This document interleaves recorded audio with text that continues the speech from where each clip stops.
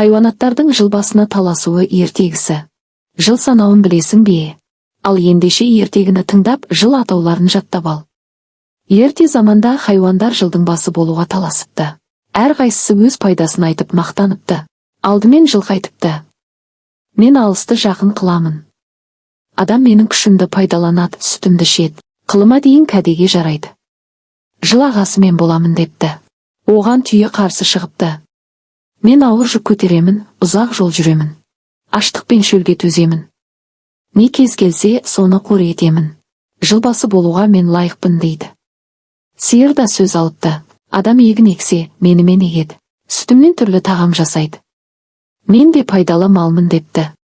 Қой да мақтаныпты: менің жүнімнен киіз басады, киім тігеді. Сүтімнен құрт маялады.